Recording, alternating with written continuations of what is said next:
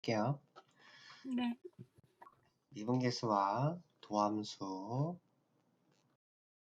일단 미분계수랑 도함수라는 제목을 가지고 있는데 미분계수가 무엇인지를 이야기하기 위해서는 우리는 오늘 계속 기울기에 대해서 이야기를 할 겁니다. 자, 기울기에 대해서 이야기를 할 건데 일단은 증분이라는 개념이 나와요. 자, 증분이라는 거는 변화량이라고 생각하시면 됩니다. 만약에 x라는 값이 a에서 x라는 애가 b로 변했다라고 한다면은 이때 변화량은 뒤에 거에서 앞에 거를 빼주면 되겠죠. 이거를 x의 변화량이라고 부르는데 이거를 x증분이라고 하고요. 표기를 할 때는 세모하고 x를 표시해 줍니다.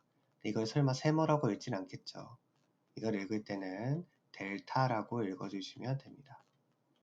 자, 그래서 델타 x라는 게 x의 변화량을 얘기합니다. 근데 우리 기울기를 생각해 보면 이해가 좀 빠르다라고 했었잖아요. 자, 그러면 기울기라는 게 x 증가량분의 y 증가량이었죠. x 변화량분의 y 변화량. 그래서 y의 변화량도 필요합니다. y 증분이라고 이야기하기도 하는데 그러면 x가 a일 때는 fa가 될 거고 x가 b일 때는 함수값이 fb가 되겠죠. 그래서 fb에서 fa를 뺀 것, 요게 y 증분 델타 y라고 얘기할 수가 있습니다. 만약에 그림이 이렇게 있는데 a라는 점이 있고 또 b라는 점이 있어. 그러면 그때 두 점의 기울기를 구하면 이 기울기를 구하는 방식이 곧 델타 x분의 델타 y를 구하는 것과 똑같은 거죠. 따라서 델타 x분의 델타 y를 우리는 두 점 사이의 기울기라고 볼 수 있는데 근데 사실 함수값이 이 점에서 이 점까지 이렇게 변했다라는 것을 의미하기도 합니다. 그래서 평균적으로 위치가 이만큼 변했다라는 뜻으로서 평균 변화율이라는 말을 씁니다. 자, 평균 변화율. 요건 그냥 함수값 위에 있는 두 점 사이의 기울기 요 정도로 봐주시면 좋을 것 같아요. 그래서 평균 변화율 델타 x분의 델타 y 요걸 이제 평균 변화율이라고 하는데 아까 썼었던 공식대로 델타 x라는 거는 b에서 a를 뺀 것이고 델타 y는 fb에서 fa를 뺀 것과 똑같죠. 자, 그래서 이렇게 표현이 가능한데 근데 잘 보면 b라는 값이 a라는 값에서 델타 x만큼을 더 가서 있는 거라고 생각할 수 있겠죠. 그래서 b를 a 더하기 델타 x라고 이야기할 수 있습니다. 여기까지 괜찮으신가요? 네. 오케이. 자, 그러면 b-a를 다시 델타 x라고 쓰고 b 대신에 a 더하기 델타 x라고 바꿔 쓸 수도 있다라는 얘기입니다. 자, 여기까지가 이제 평균 변화율을 표현하는 세 가지 방식을 얘기한 거예요. 자, 세 가지 방식이라고 하면 여기에 있는 요 세 가지 방식을 이야기한 겁니다.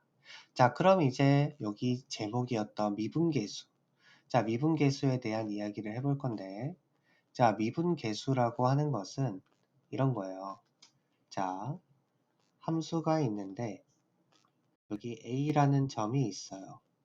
그리고 여기에 움직이는 점 x가 있다라고 해보겠습니다. 그리고 요거는 똑같이 델타 x라고 생각을 해볼게요. 그럼 델타 x라는 애가 있고 여기 이렇게 기울기가 있는데 그럼 이제 뭐 요거는 델타 y 이렇게 표현할 수 있겠죠. 근데 이 상태에서 만약 리미트를 써서 델타 x를 0에 가깝게 붙여버리면 어떻게 될까? 한번 상상을 해 보도록 합시다. 자, 델타 x가 이제 만약에 0에 가까이 간다. 그러면 요 두 점 사이의 거리가 엄청 가까워진다라는 소리거든요. 자, 그럼 만약에 조금만 더 가까이 붙여볼게. 조금만 더 이렇게 가까이 붙이면은 기울기가 이렇게 변하게 될 겁니다. 그쵸? 만약에 더 가까이 가게 된다면 어떻게 될까? 두 점이 있는데 이렇게 붙는 것처럼 보이겠죠? 그럼 더 가까이 가게 되면 어떻게 될까? 두 점이 구분이 될까? 완전 엄청 가까워진다라고 하면 구분이 될 것 같아요. 만약에 쌤이 이렇게 점 두 개를 이렇게 찍었는데, 그래서 기울기를 이렇게 하나 만들었는데, 이걸 만약에 저기 한 100m 정도 뒤에 가서 살펴본다면 요 두 점이 떨어져 있는 걸로 보일까요? 아니요. 거의 뭐 한 점처럼 보이겠죠? 그럼 만약에 한 1000m 정도 가서 본다면 어떻게 될까? 두 점이 보일까요? 아니요. 안 보이겠죠? 근데 그럼 만약에 얘가 요렇게 사실은 함수값 위에 두 점이지만 이 간격을 엄청나게 줄여버리게 된다라고 하면 마치 어떤 느낌? 마치 한 점처럼 마치 한 점으로 느껴진다라는 거죠. 간주가 될 수 있다라는 거죠. 리미트를 붙인다라고 한다면 괜찮습니까? 마치 한 점에 가까워지는 것처럼 생각할 수 있고 그럼 그 얘기는 뭐냐면 접선의 기울기처럼 보일 수 있다라는 거예요.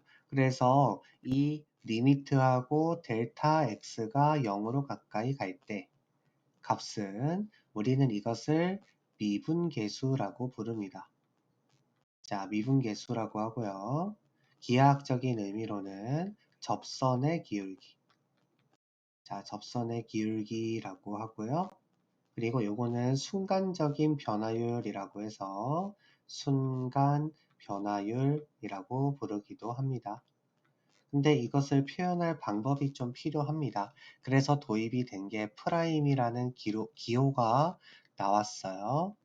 자, F 프라임하고 그럼 이제 얘가 이렇게 가까이 가는 거니까 A라는 점에서의 접선의 기울기 이렇게 되는 느낌인 거거든. 그래서 A라는 점에서의 기울기 그래서 F 프라임 A 이렇게 이야기를 합니다. 여기 프라임 A 적혀 있죠? 네, F 프라임 A라고 읽어주시면 됩니다. 근데 얘가 의미하는 거 정의를 이제 보면은 델타 x, x의 변화량이 0에 가까워질 때 델타 x분의 델타 y 요게 이제 f'a예요. 근데 위에서 얘기했었던 요 표현들 있죠? 여기에서 b 대신에 x라고 바꿔 쓴 겁니다. 그냥.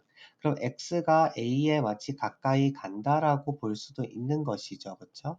그래서 x가 a로 가까이 갈 때 x-a분의 fx 빼기 fa 이렇게 표현할 수도 있다라는 거예요.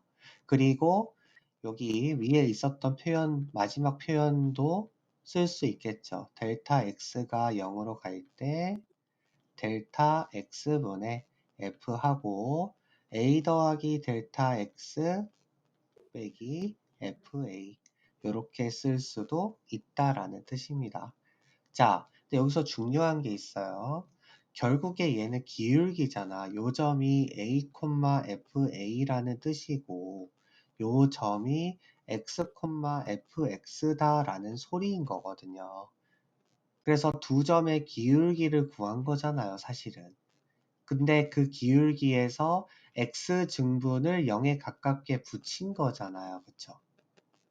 그러니까 여기에서 증가량이라고 우리가 x의 증가량만큼 요 자리는 항상 똑같아야 합니다. 자, 무슨 말이냐.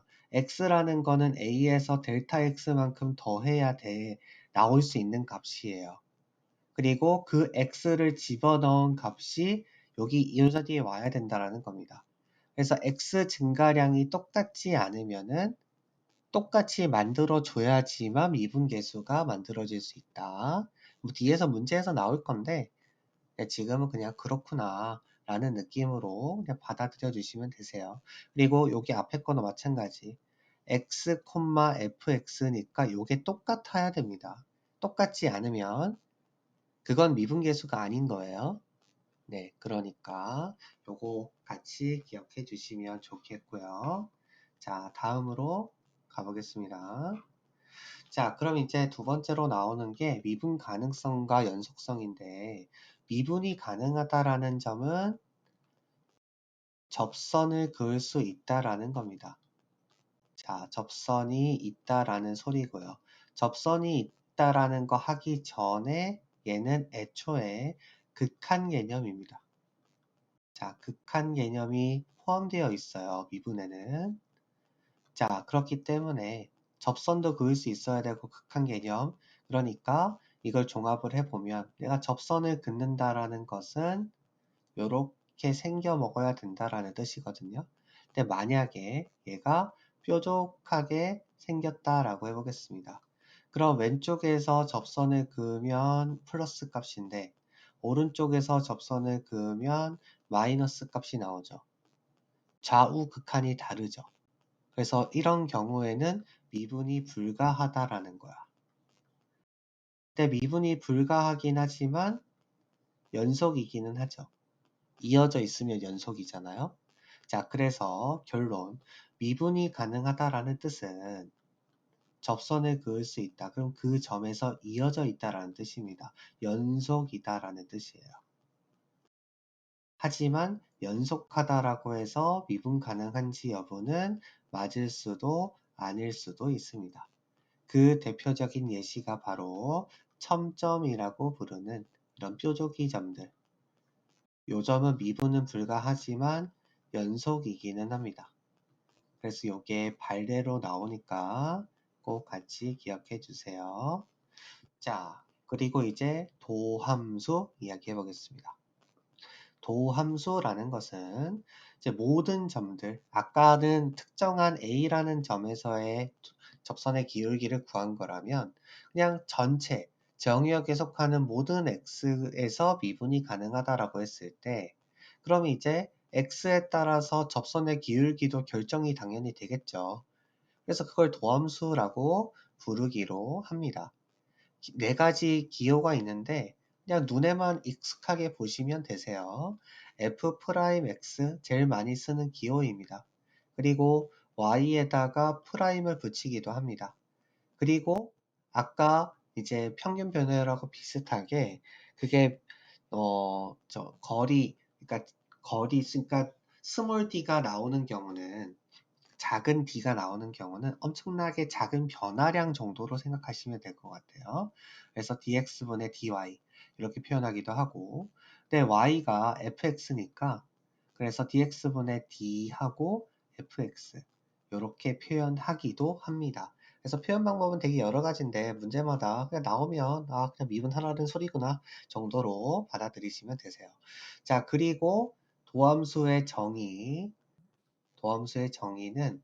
아까는 델타 x를 썼지만 보통은 h를 더 많이 씁니다. 델타 x 대신에 h를 더 많이 쓰고 h분의 fx에서 더하기 h 한 거 빼기 fx. 사실 이거 기울기야. 요 자리가 기울기 자리이고요. 네, 기울기 자리이고 기울기 자리가 이제 리미트가 h, 그러니까 x의 증가량이 거의 0에 가까워지면 된다. 이런 느낌으로 접근하는 거거든요.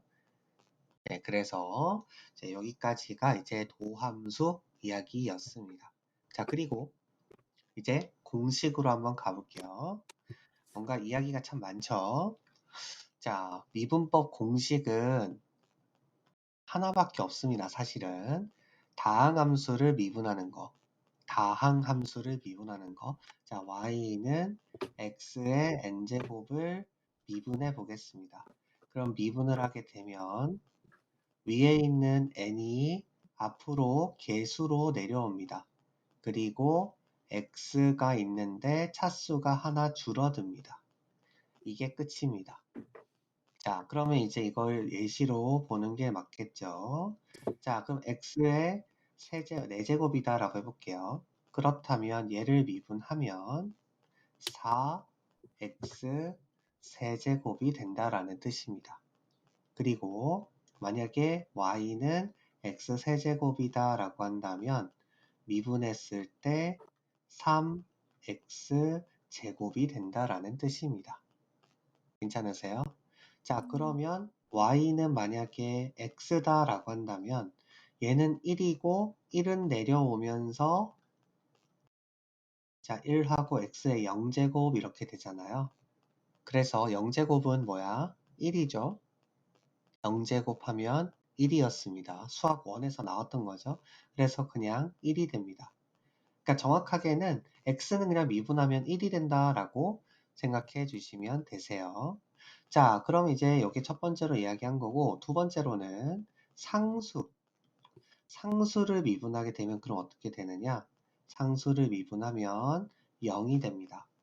자, 상수라는 거, y는 c라는 것은 사실 그래프상으로 봤을 때 그냥 가로줄 쫙 이렇게 그려지는 거거든요. 모든 점에서 접선의 기울기는 전부 다 0입니다. 그래서 상수 함수는 미분하면 0이 된다라는 거 나중에 그냥 밥 먹듯이 자연스럽게 하실 거예요. 자, 그리고 이제 함수의 실수배 합차의 미분법이라고 되어 있는데 이 미분이라는 개념에는 연속이 깔려 있죠. 자, 다 연속이 깔려 있고, 그 다음에 또 이제 극한이라는 개념도 깔려 있기 때문에 기본적으로는 그 성질을 똑같이 따라갑니다. 자, 일단 y는 하고 cfx 이렇게 되어 있으면은요, 미분을 할 때 c는 무시가 가능합니다. 그냥 f'x 이렇게 해주시면 되세요. 자, 그 다음에 만약에 함수가 더하기 되어 있거나 빼기가 되어 있다라고 하더라도 그냥 각자 따로따로 미분해 주시면 됩니다. 자, 그럼 이제 이것도 예시를 들어서 봐야 되겠죠. y가 만약에 2x 세제곱 마이너스 2x 제곱 플러스 4x 더하기 5가 있다라고 해보겠습니다. 이걸 미분해 볼게요. 자, 그럼 얘를 미분을 한다면 자, 제일 첫 번째 거 3하고 밑으로 내려오는 거. 네, 내려오면서 앞에 2가 있으니까 곱해집니다. 6x 제곱. 두 번째 거는 2가 내려오면서 곱해집니다. 마이너스 4. 그리고 차수를 하나 줄이세요. 그 다음에 세 번째, x는 미분하면 1이 된다라고 했으니까 앞에 4만 남아요. 그리고 상수는 없어져 버립니다. 그래서 이렇게 미분이 가능하다라는 점. 숫자로 몇 번 하다 보면은 금방 익숙해지는 게 미분 공식입니다. 네, 공식은 어렵진 않아요. 자, 그리고 이제 곱의 미분법이라고 해서 곱하기 형태로 되어 있는 함수가 있습니다. 자, f랑 g 이렇게 있다라고 했을 때 미분을 할 때는요. 앞에 거 먼저 미분하고 뒤에 거 냅두고 그 다음에 앞에 거 냅두고 뒤에 거 미분해서 곱해 주시면 됩니다. 자, 앞에 거 미분, 뒤에 거 미분. 만약에 3개가 이렇게 곱해져 있는데 미분이라면 앞에 거 미분하고 두 번째, 세 번째 냅두고 그 다음에 두 번째 거만 미분하고 첫 번째, 세 번째 거 냅두고 그 다음에 첫 번째, 두 번째 냅두고 세 번째 거만 미분하고 이런 느낌으로 봐주시면 된다라는 거예요. 자, 그리고 하나 더 좀 기억해 줬으면 좋겠다라는 거. 사실은 합성함수 미분이긴 하지만 여기 수학2에서는 이제 이 정도의 미분은 나오니까 봐 드리겠습니다. 자, fx의 n제곱 형태. 예를 들어서 y는 2x 더하기 4의 세제곱이다. 이렇게 해볼게요. 자, 그럼 이걸 미분하고 싶어. 그럼 어떻게 하면 되냐면은 자, 미분을 할 때 n 내려옵니다. 내려오고 f 프라임 잠깐만 잘못 얘기했어요. fx의 n-1제곱 이렇게 하고요. 여기서 중요한 게 안쪽에 있는 요 함수를 미분해서 바깥쪽에 곱해주면 됩니다. 자, 이게 방법이에요. 마치 그냥 이거를 x처럼 생각하고 미분을 해. 그 다음에 안에 있는 거 미분해서 바깥쪽에 곱해줘. 요 얘기입니다. 자, 그럼 한번 예시를 또 들어볼게요. y''은 하고 요거를 그냥 통째로 하나라고 생각하고 미분하세요. 3 하고 2x 더하기 4의 제곱. 근데 여기서 끝나는 게 아니라 요 안에 있는 애를 미분해서 곱해주세요. 2x는 미분하면 2가 되고 4는 미분하면 없어지죠. 그래서 이렇게 미분을 해주면 된다라는 겁니다. 자, 이거는 계산을 할 때 좀 용이성을 만들어 주는 거니까 기억해 주시면은 매우 좋겠습니다. 자, 그러면 그 다음에 이제 문제 1번으로 가보도록 하죠. 네.